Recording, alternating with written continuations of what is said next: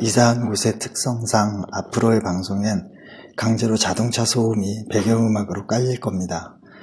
저로서도 속수무책인지라 그저 여러분의 이해를 바랄 수밖에 없음을 알려드리면서 시작하겠습니다. 오늘 소개할 책은 라이놀드 니버의 도덕적 인간과 비도덕적 사회입니다. 400페이지가 넘는 분량이라서 얇다고는 할 수 없고 번역이 고전어와 현대어 중간의 어디쯤 있는 한국어 같아서 읽기에 어색하고 내용 파악에 어려운 면도 많지만 니버의 주장은 의외로 간단해서 요약하는 데 어려움은 거의 없습니다. 가장 짧게 요약하자면 바로 책의 제목처럼 개인은 도덕적이지만 집단과 사회는 비도덕적이라는 겁니다. 규모의 문제, 즉 양질 전화의 현상이 발생한 결과 서로 전혀 다른 삶의 영역이 되어버렸다는 거죠. 168회 김윤태의 새로운 세대를 위한 사회학 입문 마지막 21장에서 설명한 대로 서로 다른 영역에서는 서로 다른 기준이 필요합니다.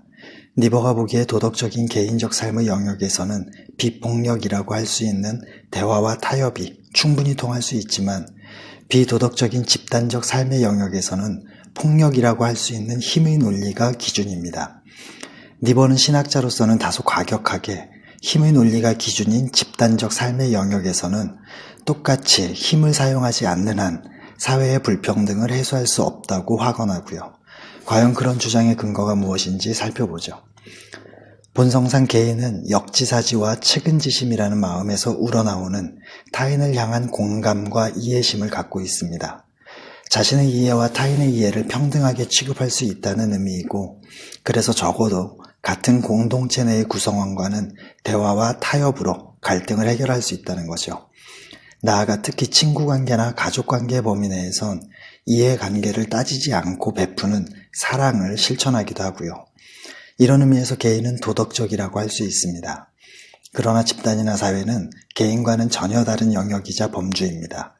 어떤 집단이건 집단이라면 하나의 독립적인 생명체처럼 자기만의 이해관계를 갖고 있습니다. 그것은 집단 구성원들의 이해관계 중 공통된 일부분을 추출해서 하나로 묶은 거죠. 그래서 집단의 이익이라는 공통된 이해관계 내에서는 구성원들 사이에 개인적 삶의 영역에서처럼 대화와 타협이 가능하지만 그보다 더 큰 일치하지 않은 이해관계의 부분 때문에 갈등과 불화가 늘 끊이지 않습니다. 저마다의 이해관계와 성장 배경이 다른 구성원 개개인의 연합과 협력이 없다면 집단은 존재할 수 없습니다. 따라서 집단 내의 갈등과 불화를 해결하기 위한 강력한 수단으로서의 강제력은 어떤 집단이건 필수 요건이죠. 집단의 통일성을 확보하기 위해서는 강제력의 사용이 필연적이고 폭력이라는 강제적 수단을 장악하고 있는 집단은 자신의 이기적인 목적을 위해 그 수단을 사용하는 것이 불가피하기 때문입니다. 갖고 있고 어렵게 얻은 것을 사용하지 않을 바보는 없으니까요. 결론적으로 집단은 구성원 개개인의 도덕과 양심과는 전혀 관계없는 집단 고유의 이익을 가지고 있고 그로 인해 개인의 이타심을 거의 항상 집단을 위한 이기심으로 바꿀 수 있으며 집단 고유의 이익을 은밀히 또는 가시적으로 강제할 수 있는 폭력인 강제력으로 유지된다는 점에서 집단은 이기적이고 비도덕적이라고 할 수 있습니다.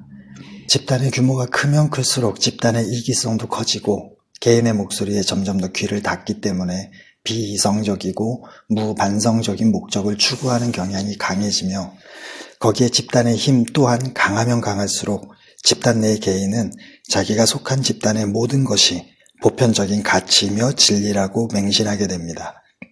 이제는 집단에 초점을 맞춰보죠. 집단 내의 구성원들 사이가 아니라 집단과 집단의 사이에서는 종교의 상징인 관용도 그리고 객관적이고 합리적인 이성의 상징인 대화와 타협도 아예 맥을 못 춥니다. 역사상 모든 종교는 집단 이기주의에 저항은커녕 그것을 더 자주 정당화해 왔고 가장 이성적이고 합리적인 사람이라도 자신이나 내 집단의 이해관계가 걸린 일에는 전혀 이성적이지 않기 때문이죠. 왜 그럴까요? 인간의 이성은 사회적 상황에서는 늘 이해관계의 노예이기 때문입니다.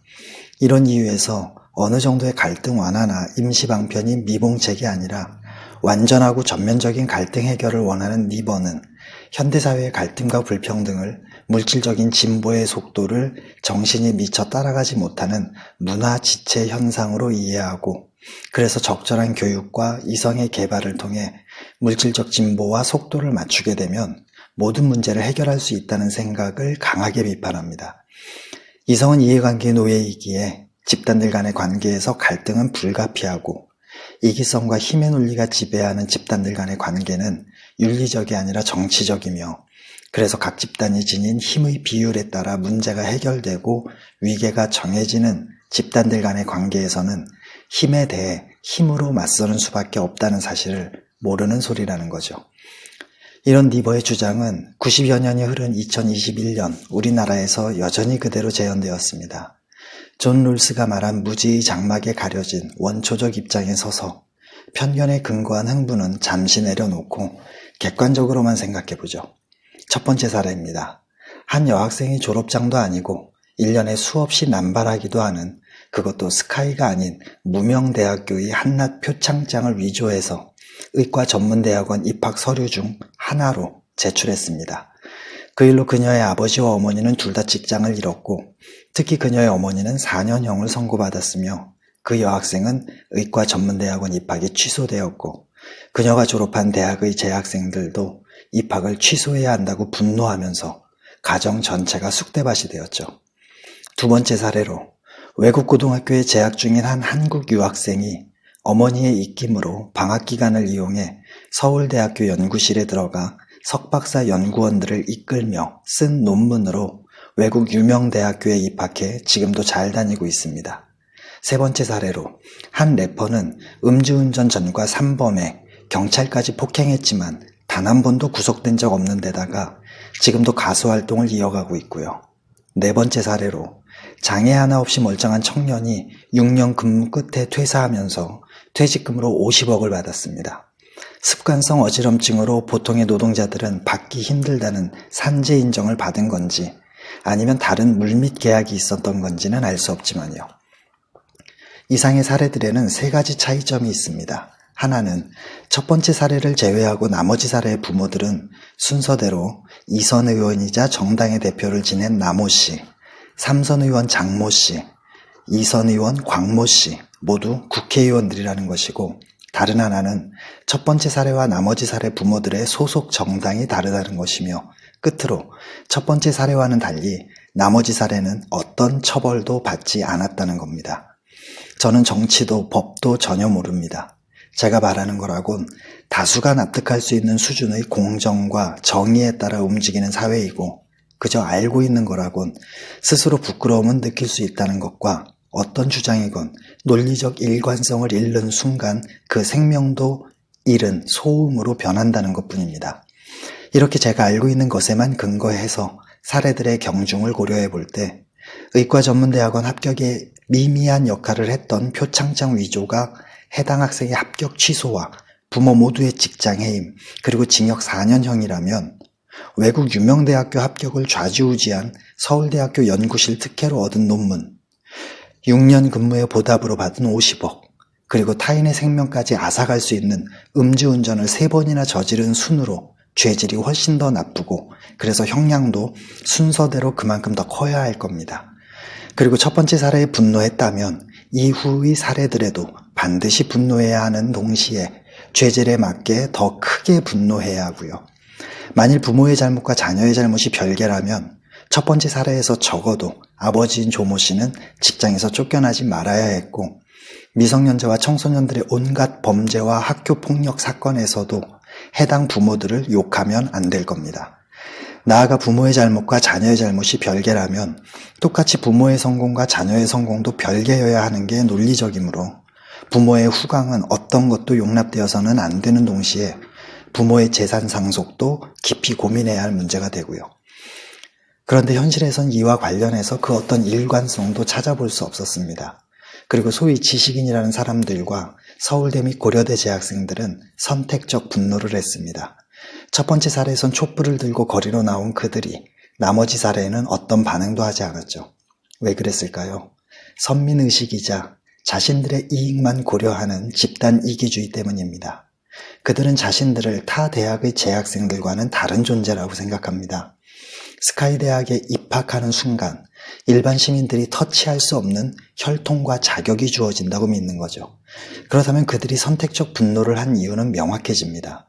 첫 번째 사례에 극도로 분노했던 이유는 그들이 향후 누릴 기득권의 원초적인 근거인 자신들의 혈통과 자격이라는 영린을 건드리는 사안이었기 때문이고, 나머지 사례에는 반응하지 않은 이유는 그것들이 앞으로 그들 자신도 똑같이 누리게 되리라고 예측하고 기대하는 특권이기 때문이죠.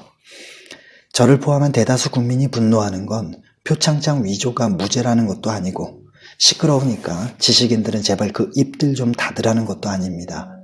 사회에서 가진 힘에 비례해서 적용되는 일관성 없는 검찰과 사법부의 태도, 그리고 자신들의 기득권은 당연한 거라는 집단 이기주의에 심취해서 공감 능력을 잃는 사이코패스와 다름없이 변해버린 사회 지도층 사람들의 태도가 분노의 핵심이죠. 이런 측면에서 보면 니버의 다음 말이 더 와닿을 수 있습니다. 개인의 자비심과 사회적 선의지는 결코 순수하거나 강력하지 않다는 것, 그리고 우리 자신의 권리나 욕망에 비추어 다른 사람들의 권리와 욕망을 고려할 수 있는 합리적인 능력이 그렇게 충분히 발달해 있지는 못하다는 것, 이것이 유토피아가 실현 불가능하리라는 사실을 믿을 만한 충분한 이유가 된다. 모두가 완전히 평등한 이상사회가 도래하리라는 희망은 인간 본성의 한계를 완전히 도외시한 지극히 낭만적인 주장이라고 할 수밖에 없다. 도덕적 요인들과 사랑의 정신은 사회적 경쟁과 갈등 및 투쟁을 막는 데는 역부족이다. 대화와 타협을 통한 설득이나 이성을 통한 논증만으로는 어떤 집단도 기득권의 권좌에서 물러나게 할 수 없다. 통치 집단에 맞서고 도전하고 강제하는 정치적, 경제적, 군사적 힘만이 통치 집단을 몰아내고 정의로운 상황을 만들 수 있다. 이것이 니버의 주장입니다. 세상에 그 자체로 좋거나 나쁜 것은 없습니다. 무엇이든 또는 어떤 사건이든 그것을 우리가 어떻게 해석하고 어떤 상황에 적용하느냐에 따라 좋거나 나쁘다는 가치가 결정되죠. 좋고 나쁜 건 우리가 부여하는 가치 또는 의미의 영역이지 사물이나 사건 그 자체의 본성의 영역이 아니기 때문입니다. 이와 비슷한 관점에서 니버는 이 책의 궁극적인 목적은 사회적 목표인 정의를 달성할 수 있는 정치적 방법들을 찾아내는 것이라고 서론에서 밝혔고, 그것은 곧 폭력과 비폭력의 일괄적이고 절대적인 평가를 제고하자는 제안이기도 합니다. 폭력은 본성상 악의지의 표현이고 비폭력은 본성상 선의지의 표현이라고 간주하는 것은 개인들 간의 관계에서는 타당할지 몰라도 집단들 간의 관계에서는 문제가 있다라고 니버는 말합니다. 이런 생각은 전통에 대한 맹목적이고 무비판적인 복종에 근거한다는 거죠. 개인들 간의 관계와 집단들 간의 관계가 전혀 다른 영역이라는 사실을 인정한다면 폭력과 비폭력의 구별은 그 개념 자체가 아니라 어느 정도의 위험성이 내포되어 있긴 하지만 그것이 지향한 목적의 정당성 여부와 그것이 초래한 결과에 따라 판단해야 한다는 겁니다. 따라서 집단의 본성상 집단 내 그리고 집단들 사이에서의 평화와 질서는 언제나 강제력이라는 힘을 통해 획득되기 때문에 항상 불안정하고 불이하며 일시적이고 잠정적이다. 따라서 강제력이라는 힘 없이 완전한 평화와 정의로 충만한 이상적인 사회의 건설이 아니라 갈등이 재앙이 되지 않을 정도의 충분한 정의는 이때 강제력이 충분히 비폭력적인 그런 사회의 건설을 추구해야 한다는 것이 니버의 결론입니다. 폭력이 자유와 평등을 획득하는 최선의 방법이 아닌 것은 분명한 사실이지만 비록 고통을 수반하는 한이 있더라도 살아있기에 지각할 수 있는 평등이 불의와 불평등으로 무감각해지고 생명력을 잃은 평화보다 더 높은 사회적 목표인 것은 명백한 사실이다. 폭력은 그 목적이 정의로울 때도 부정과 불의를 지속시키는 경향이 있지만 폭력의 제거는 불가능한 이상이더라도 폭력의 합리적인 사용은 분명 사회의 문제들을 해결하는 하나의 방법이 될 수 있다는 거죠. 물론 그럴 때조차도 구체적인 상황을 고려한 상태에서 실질적으로 사용되어야 한다라는 당부도 있지 않았습니다. 이런 니버의 결론, 특히 폭력의 제거는 불가능한 이상이기에 폭력의 합리적인 사용, 즉 강제력이 충분히 비폭력적인 사회를 고민해야 한다는 부분에는 개인적으로 공감합니다. 우리 눈에 보이는 단일한 객체는 사실 정반대의 성질을 지닌 두 가지 요소가 충돌하는 동시에 통일성을 유지하고 있기 때문에 존재하는 겁니다. 이것을 마르크스와 엥겔스는 대립물의 투쟁과 통일의 법칙이라고 불렀고, 동양에서는 태극은 음과 양으로 구성되어 있다라고 말해왔죠. 다른 분야로 눈을 돌려도 마찬가지입니다. 원자는 핵과 전자로 이루어져 있고, 태극이라고 할 수 있는 우주는 물질과 반물질로 가득하며, 고등 생명체는 수컷과 암컷으로 이루어져 있고, 우리 몸의 자율신경계도 교감신경과 부교감신경이 협업하고 있으며, 우리 각자의 성격마저도 장점과 단점으로 이루어져 있습니다. 이런 정반대 성질의 두 가지 요소 중 하나를 완전히 제거하면 어떤 일이 벌어질까요? 아쉽게도 대답할 수 없습니다. 두 가지 요소 중 하나를 최대한 억제하거나 최소화할 수는 있어도 완전히 제거할 수는 없기 때문이죠. 그럼에도 불구하고 극단적인 사고에 젖어 있는 우리는 늘 무의식적으로 완전함과 절대와 100% 확률이라는 신기루를 쫓습니다. 그래서 개인적으로는 단점을, 사회적으로는 빈민총과 빈곤과 실업과 범죄를 완전히 없애는 데 집중하지만 돌아오는 건들 의도하지 않은 결과인 풍선효과뿐이죠. 영어는 잘하는데 수학이 부족하다고 한두 달 수학만 붙잡아서 성적을 올리면 그 사이 잘 나오던 영어 점수는 뚝 떨어져 있는 경험들 있으실 겁니다. 극단적인 사고에 근거한 극단적으로 잘못된 자신의 계획은 탓하지 않은 채 믿는 도끼에 발등 찍힌다는 말처럼 원래 그런 거라고 치부할 뿐 정확한 분석은 하지 않습니다. 일개미 50마리와 병졸개미 50마리 중 일개미 50마리를 제거하면 곧바로 병졸개미 50마리가 일개미 25마리와 병졸개미 25마리로 분화해서 균형을 맞춥니다. 복정을 자행하는 왕이나 관리가 사라지면 평화가 오리라 생각해서 혁명을 일으키지만 현실은 조금도 변함없습니다. 늘 또 다른 사람이 그 자리를 차지해 똑같은 폭정을 저지르기 때문이죠. 친구들 사이에 잘난 척하고 대장 노릇하며 군림하던 친구가 해외로 이민 가면 그때부터 친구 사이에 평화가 오리라고 생각합니다. 그러나 얼마 지나지 않아 전혀 생각지도 않은 친구가 이민 간 친구의 지위와 역할을 고스란히 차지하면서 그것이 착각임을 깨닫게 되고요. 따라서 100대 0이 아니라 80대 20이나 70대 30 같은 상대적인 비율로 음과 양을 아울러서 함께 끌고 가야 함을 잊지 말아야 합니다.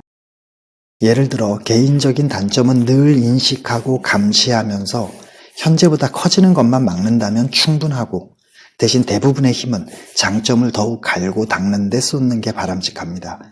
그렇지 않고 너무 단점에 신경을 쓰면 쓸수록 단점은 우리의 그런 관심을 먹고 끝없이 자라죠. 그러는 사이 장점마저 온데간데 없이 사라져 닭 쫓다 지붕 쳐다보는 신세가 되고요.